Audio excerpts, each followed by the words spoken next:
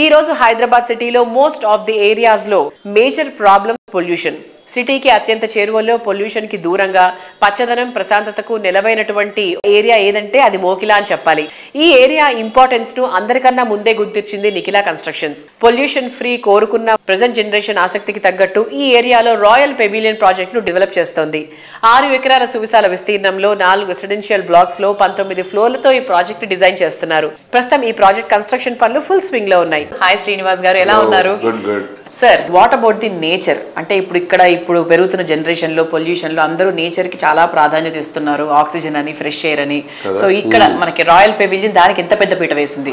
General గా గ్రామాల నుంచి సిటీలకి వలస వెళ్తా ఉంటారు అన్ని చోట్ల కూడా. ఇక్కడ మన హైదరాబాద్ జంట నగరాల్లో ముఖ్యమైన ప్లేసుల నుంచి అందరూ కూడా వలస వచ్చి మోకిలాలో సెటిల్ అవుతున్నారు. ఎందువల్లంటే మోకిలా ఏరియా ఎన్విరాన్మెంటల్ గా చాలా ఉన్నతమైన ఏరియా అనమాట. సిటీలో అన్ని ఏరియాల కన్నా తక్కువ పొల్యూషన్ ఉంటుంది. మనకి మోకిలా త్రిలువన్జిఓ ఏరియాతో కప్పబడి ఉంది. అంటే చుట్టూతో కూడా త్రిలువన్జిఓనే. మోకిలా ఒకటే రెసిడెన్షియల్ ఏరియా.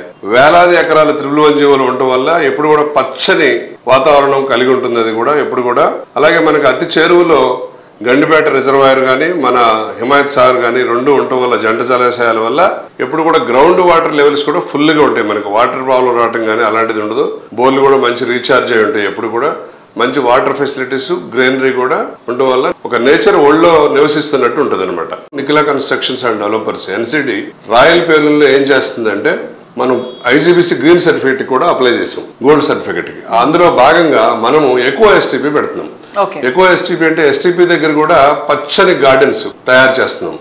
అలాగే టెర్రస్ మీద కూడా గార్డెన్ ప్రొవైడ్ చేస్తున్నాం. అలాగే పోడియం లెవెల్, టాప్ లెవెల్ లో కూడా gardens and water bodies provide చేస్తున్నాం. అంటే ప్రతి అడుగు, ప్రతి అంశం, ప్రతి ఇంచులో కూడా మనం గ్రీన్ జోన్ ని జోడిస్తూ, గ్రీన్ అంబిషన్ క్రియేట్ చేస్తూ, వాటర్ బాడీస్ క్రియేట్ చేస్తూ ఆ పర్యావరణాన్ని పరిరక్షించడానికి మన వంతు బాధ్యతగా మనం చేస్తున్నాం. అలాగే రెండవది పోడియం పార్కింగ్స్ పెట్టాం. పోడియం పార్కింగ్స్ పెట్టి సెల్లార్లోకి వెళ్లాల్సిన పని లేకుండా వెంటిలేషన్ వచ్చేటట్టు, పార్కింగ్ ఈజీగా ఉండేటట్టు, పార్కింగ్ అంటేనే ఒక కొత్త డెఫినేషన్ క్రియేట్ చేసేటట్టు ప్లాన్ చేసాం. So that we can save power. మనకి భయం లేకుండా పార్కింగ్ చేయడానికి ఎలివేటెడ్ పార్కింగ్ చాలా బాగుంటుంది. మూడోది, వర్షం పడే రోజుల్లో కానీ మామూలు వర్షాకాలంలో వచ్చే ప్రతి వర్షపు చుక్కని కూడా ఒడిసి పట్టుకునే విధంగా మనం డిజైన్ చేసి అన్ని కూడా వాటర్ పర్కులేషన్ పిట్స్ కానీ ఆ వర్షపు వాటర్ నిల్వ చేసి దాన్ని క్లీన్ చేసి మనం శుద్ధి చేసి వాడే విధంగా కానీ డిజైన్ చేసాం.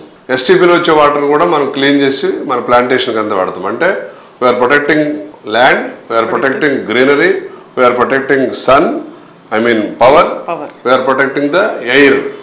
సో పంచభూతాల్ని కాపాడే విధంగా డిజైన్ చేసి మంచి ప్రకృతి పరంగా నివాస యోగ్యమైనటువంటి అపార్ట్మెంట్స్ మాత్రమే నిర్మిస్తున్నాం.